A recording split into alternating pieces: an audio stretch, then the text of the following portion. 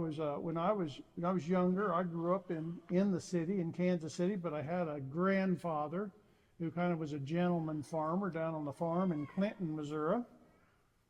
And one year he decided to get pigs, and Grandpa didn't do anything part way, and he wanted me to take the pigs to the Henry County Fair, and so he got pigs, and Grandpa took really good care of them. And then when I came down for my couple of weeks in the summer, he had me go show them at the Henry County Fair.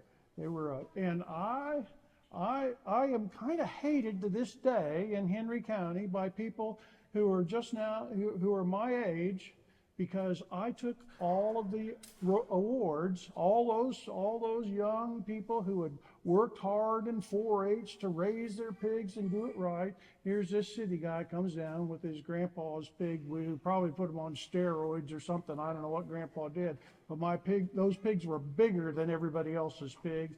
And I got the grand champion boar and the grand champion gilt of the Henry County Fair in 1975. So that was there's still some people, and I've always appreciated a good pig. And I was one of the few people to do that. Anyway, we're in a pig story today, and I appreciate. I do want to give my thanks to Pastor Kim for inviting me and letting me come down. And every once in a while, when you're a preacher, every once in a while you gotta talk. And I hope I don't talk too long. All the churches I've been at, by the second Sunday, they put a big clock in the back, so they'd be sure I'd see what time it was. And then usually toward the end of my time, somebody would get up and adjust the clock. Now I don't know whether it really needed adjusting, but they wanted to make sure I was paying attention to it, so I would do that. We've got kind of an interesting story going on, an uncomfortable story. It struck me that in the Bible there are a lot of uncomfortable stories, and this is one that's maybe even a little more uncomfortable. Jesus, when he start in Luke, the passage was from Luke, and this story is told in the three synoptic, those are Matthew, Mark, and Luke, the three synoptic gospels, told a little differently in each of them. Matthew has two people who come down and approach Jesus, but Matthew likes pairs. He likes to do things in pairs, so that's okay. But Luke and Mark kind of tell the story in a similar way. But I want to go back and start back where Jesus begins his ministry in chapter 4 of Luke. He's beginning his ministry, and for Luke, he really wants to make this divide between the Jews, that is the people of the Old Testament, the people who were how Jesus grew up, the Jewish people, and the Gentiles, all the other people. By the way, most of us we're all other people for the most part. We're the other people. I served a church in Jefferson City. If you've ever been to Jefferson City, there's a big and prominent First United Methodist Church. Oh, governors go there, senators, representatives. If people are important, if they want town, they go to First United Methodist Church. I was the pastor of the other church. And everybody said that. Well, where do you pastor? I said, it's the other Methodist church. And they said, oh, there's another one. Anyway, Jesus goes back to his hometown. And he's been pretty active up through these 4 chapters. And these are people who knew him, and they knew he was kind of a special guy. There's a sense that if you watch you can read the book now because the mini-series is out. The Chosen, if you watch The Chosen, you kind of get a sense of who. It's pretty good. It's pretty good about a sense of who Jesus is going along. Anyway, he's beginning the Galilean ministry, and he goes home and he preaches a sermon at home. I like that. He goes home to preach a sermon, and everybody thinks it's a great sermon. That's a fantastic. He does the reading and he says, "This has all been fulfilled," and he sits down, and then And then they say, is this not Joseph's son? He said to them, doubtless you will quote this proverb, doctor, cure yourself. And then they say, do here also in your hometown the things that we have heard you did in Capernaum and the other places. They've heard about Jesus' miracles, the amazing things that he's done. And sure, he's a pretty good preacher, but we want to see some of those miracles. We got some people here who are sick, if you think, we got some people here who could use a little bit of that. And then Jesus says, there were many widows in Israel in the time of Elijah and heaven. It's just in the Old Testament, people didn't do miracles at home. Matter of fact, it was the Gentiles. It was, when they brought Nahum, none of them was cleansed. It says there were also many with skin disease in Israel at the time of the prophets of Elijah, and none of them was cleansed except Nahum the Syrian. This is the general from Assyria who's come down, and he's the one who gets cured. And here's what I think is great. He's at his hometown church. He's preached a good sermon. He says, I'm not doing any miracles here. And when they heard this in all the synagogue, they were mad. They were angry with them. And they got up and they drove him out of town and led him to the brow of the hill on which their town was built, so that they might hurl him they might throw him off the cliff. Wow. What a reception at home. What a reception. You see, it's not always the things you do that get you in trouble. It's sometimes the things you don't do. It's not the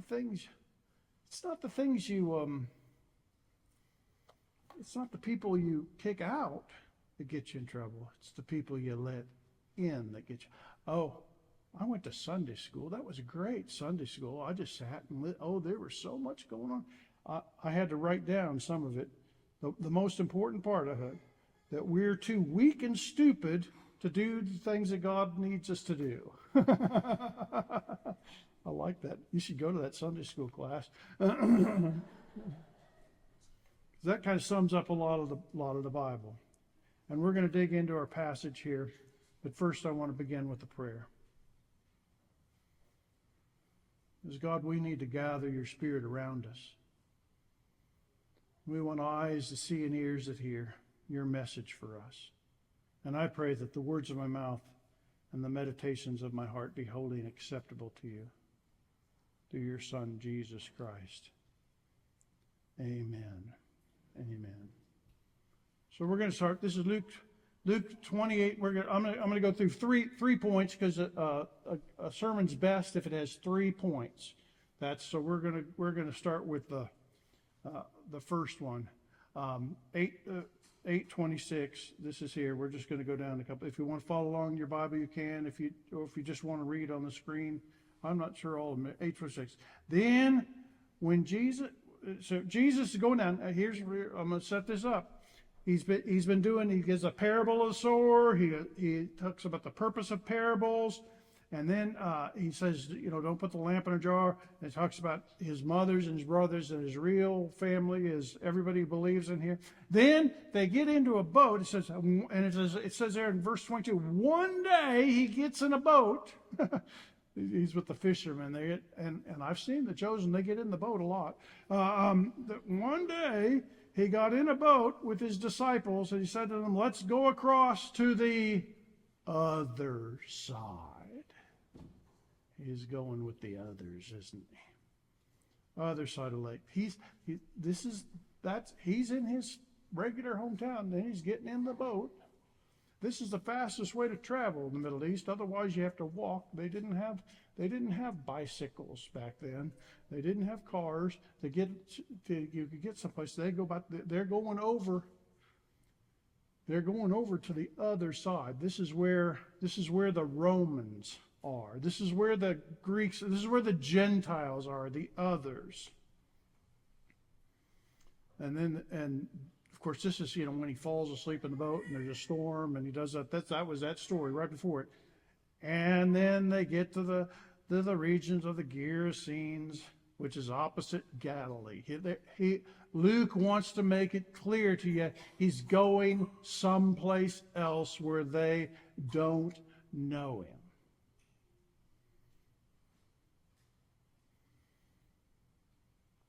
And then this guy comes out, and he's a crazy guy.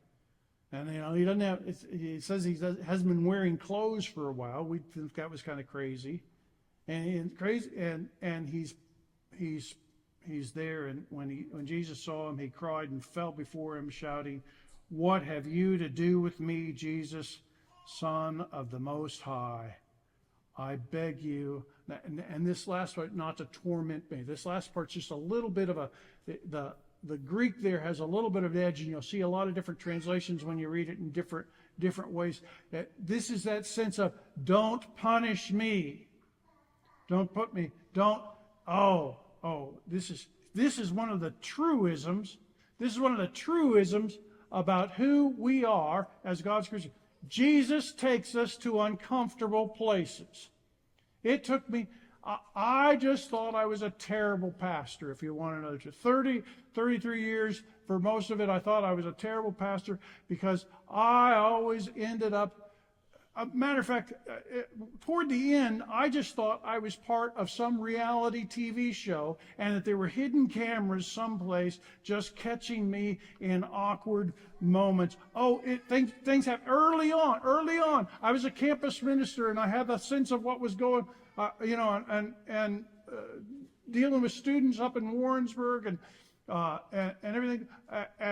Everything was going well, and then one day this young lady from Liberia shows up, and she actually has a scholarship from the general church and everything, and it put me in an awkward situation. She had an amazing story. I wish I had the witness that a lot of people like that. Liberia was going through a civil war, and her dad was part of the government in Liberia, and her dad had actually been killed, and they were refugees, and she just barely escaped, but she had gotten accepted into Warrensburg and had come on a student visa so that she could escape the country. They had to walk out of Liberia into Ivory Coast, and then she had left her family, and she'd gotten there, and I thought, well, this is a great story. This is great. We're going to have her go around and talk to groups and everything. And Jackie was a wonderful person. But then it hit me, and she came to me in the second semester. I only had enough money to go to one semester. I used everything to get here. I said, "Can you help me get the money to go to?" I thought, oh, that was an awkward situation. It was an uncomfortable situation. I mean, I was just a campus minister. What did I know? We prayed, and God provided. God provided. But it was kind of uncomfortable. I went to another church in up in the north part of Springfield. Now, I don't know. I started off in the south part of Springfield. South part of Springfield's is the nicer part of Springfield. And the north part of Springfield is a little less nice. I was at the Dale Street Church, which became the Pathways Church, and I got to know. I started getting to know the neighbors, and I think in particular about Marie and David. They were unusual people, and everything, but nothing ever went right for Marie in her life. There was always an awkward situation. I never forget Marie being excited one day when I saw her, and she said, "Oh, they're doing a blood drive down at Payday Loan." I said, "Well, don't they take blood all the time?" She goes, "Oh no, these are great people. I go down there every week. When I need money, they give me money, and I give some of it back." And I thought, well, Marie didn't always have everything right. And she'd come to church sometimes, but she was always doing the wrong thing, or standing up at the wrong time, or saying the wrong thing, or she didn't feel like she ever fit it. It was kind of an uncomfortable situation. What do I do as a pastor? Do I tell Marie not to come? Do I continue to invite her? And then she she's coming along, and then no, but she was one. If you knew which one Marie brought to the potluck, you didn't eat that one because she wasn't always the cleanest person. I went up to Jefferson City at that other church, and I thought, oh well, I won't have situations. I mean, I had lots of situations like that at that other church in Jefferson City, though, and there was a couple, and they were in a tough situation, and they came because we had a bus and we go get people, and John sometimes went by Joan, though. He had wanted to transition. They had lived down in Piedmont, and they weren't very accepted in Piedmont because of some of his proclivities. And he really struggled in life with how to find and be accepted, and just to know who he was. And that wasn't any different than the church where I was at. I mean, certainly everybody was cordial and nice. But I'll never forget, they lived in, they had been evicted several times, and they'd hopefully get an apartment and everything. And he had been through several attempts of suicide in his life, and he had a guinea pig. He said the guinea pig saved his life. Now this is uncomfortable. This is kind of a weird situation. And he told me, then the guinea pig died. He says, I live in an apartment. I don't have anywhere to bury it. Can we bury the guinea pig at the church? Well, we didn't have a cemetery. I knew this was not a question I wanted to ask the trustees. So I thought, well, let's do a Saturday afternoon. Nobody will be around. We'll dig a little hole someplace and have it. He showed up with a 5-gallon bucket that the guinea pig was in, and not only that, these are people who didn't have hardly any money at all, but he had gone out and gotten a headstone engraved with the name of the guinea pig on it. And he was like, oh, I'm so thankful. You've shown me so much love and grace and acceptance here. And I didn't want to tell him, well, it didn't honor to go that way. And then he goes, and then I'm like, are we going to take the guinea pig? Oh, no, the bucket, he's comfortable in the bucket. So we dug a big hole. Put the guinea pig down in there, and got it buried pretty good.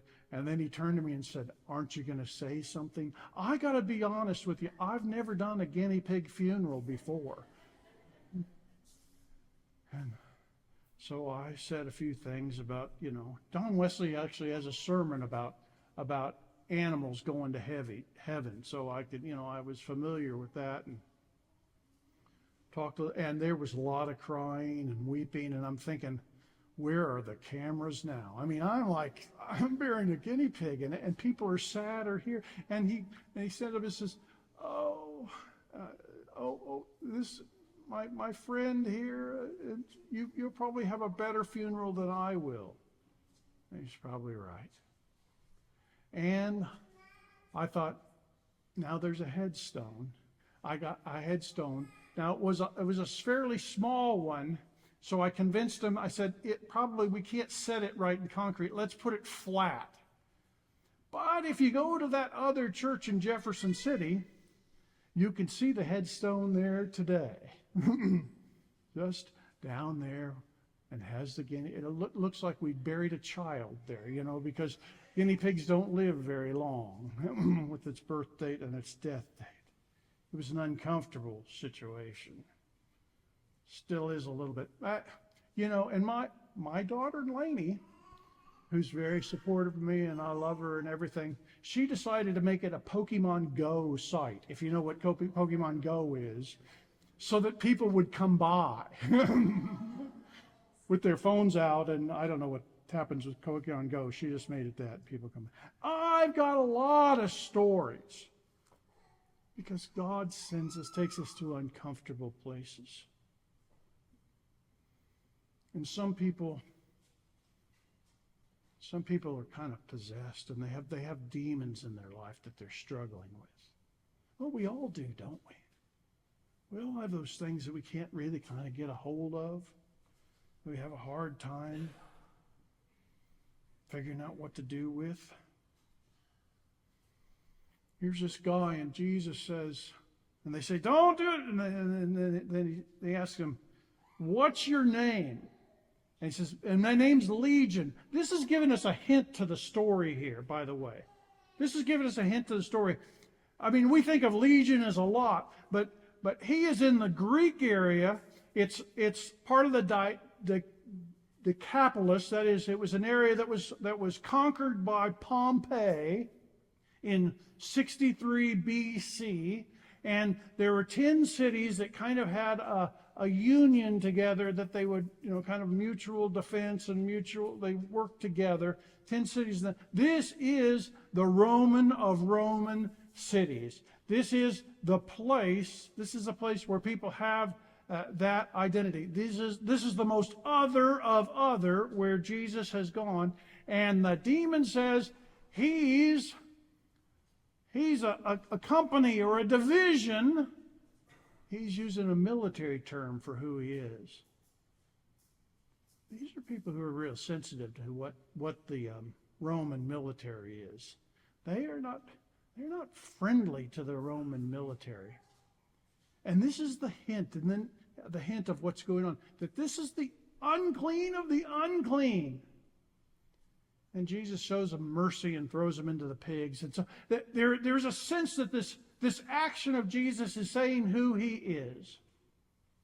That he isn't, and that Luke wants to make that clear, because Luke is going to write Acts too. Luke had followed him through, actually joins with him in Acts, joins with Paul in Acts in spreading the missionary effort. And do you know who's responding to the missionary effort in Acts? It's ex-military. It's retired military people. The people who most of the Jews wouldn't have liked, didn't like. And Jesus is talking to them, and this is Legion, and he throws them in the pigs, and the pigs kill themselves. It's a metaphor for what's going to happen to Rome, is it has within itself its own destruction, its own sense of going off into the abyss. They kind of go into, when you read the book of Revelation, you can see that the demons and the devil are all sent into the abyss. And then they're brought back from the abyss and judged. And after the judgment, those who didn't pass the judgment are going down into the abyss. And that's what's happened. And so here at 833, that next slide, I guess. Maybe it's not. It says, when the demons came out of the man and entered the swine, the herd stampeded down the steep bank into the lake and was drowned. They are taken care of. You see, Jesus takes us to uncomfortable places, and Jesus gets uncomfortable results sometimes. That's the thing that's hard about being a church. Is we make plans, we do the 1-year plan, the 10-year plan, and maybe a longer plan and everything. And sometimes God has other plans for us. Sometimes when we surrender ourselves to God, sometimes when we get rid of our weakness or our cowardice, and we step forward and we stop being a little bit stupid, we do things that look crazy to the world. And things happen. Sometimes the results are a little uncomfortable for some others to come in and be part of, if you're really doing what God wants. This happens to Jesus all the time. When do they come up to Jesus? They say, you're inviting in prostitutes and tax collectors and sinners. Jesus said, this is who's responding to the kingdom of God. Here's maybe the weirdest part of the whole story. Because Jesus has done miracles, right? And we know, because we all sit in Bible study and think, why does he tell them after, I've asked this question myself, why does he tell them after all those miracles, now don't tell anybody, Do you hear that all the time? You see those? I could go back and quote a whole bunch of them. Don't tell anybody. Instead, this guy gets healed. He becomes kind of a normal person. And the people from the town, or the swine herders, are like, this guy has just killed all the swine. They go into town and they bring everybody out. The guy is like a normal person sitting down with Jesus, and they're talking.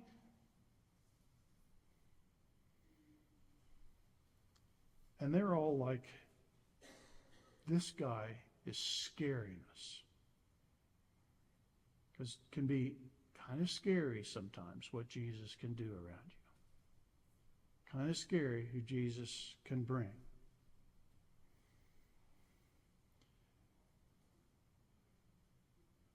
And they're saying, Jesus, you need to leave here because we're afraid. But the man whom the demons had gone out begged him that he might be with him. But Jesus sends him away. And instead of saying, don't tell anybody, he says, return to your home and declare how much God has done for you. Tell your story, is what he's saying. It might be an uncomfortable story. It might be difficult. But tell your story. I drive a school bus. Maybe told you that. It's kind of obsessed. It's kind of an obsession of mine now. It's great because, I've been a minister for 33 years. And before that, I was a child, and so when I worked places, I didn't know what was going on. Now I can see and I've got a boss, and I go into the boss last Monday, and he's on his phone, and I'm like, and I'm like, I don't want to disturb you. He goes, oh no, they know I'm an ex-minister. Oh, he says, I've just been checking up on what's going on in the Middle East, because we know the end times are coming. And I'm like, well, I'd like to sit and talk to you about that, but I've become a contemplative, and that means that I'm mostly just concerned with what God is doing, where, and I don't have to know what's going to happen in the future. I just know God's going to take care of me wherever I am. I didn't go into that much. I just said, that's why I became a contemplative, so I don't have to worry about those things. Now I need new route sheets printed out.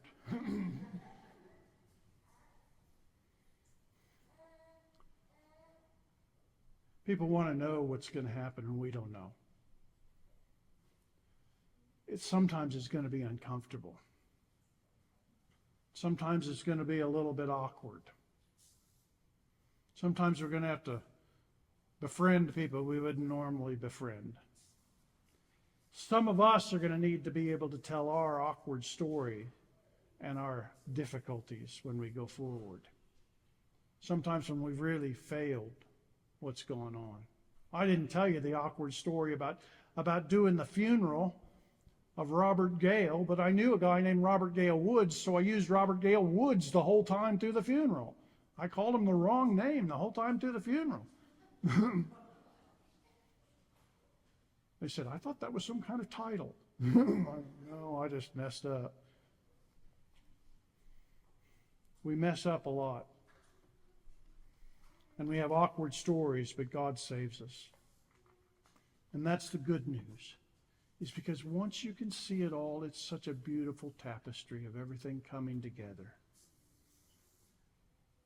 And what we're supposed to do is share our awkward stories with others. Because when they're in it, I said, one of the things I loved about being a school bus driver is when I went to the other pastors and said, look, I used the wrong name all the way through this funeral. And they're always like, well, I write it down, so I won't do that. I make sure I know the family real well, so I won't do that. They always are better than me. Well, Kim's pretty good. She's not, but she is better than me. But when you're a school bus driver and you say, oh, I dropped the kid off at the wrong house. They'll be like, oh, I've done that 6 or 7 times. People just, they identify with you. We share our uncomfortable stories.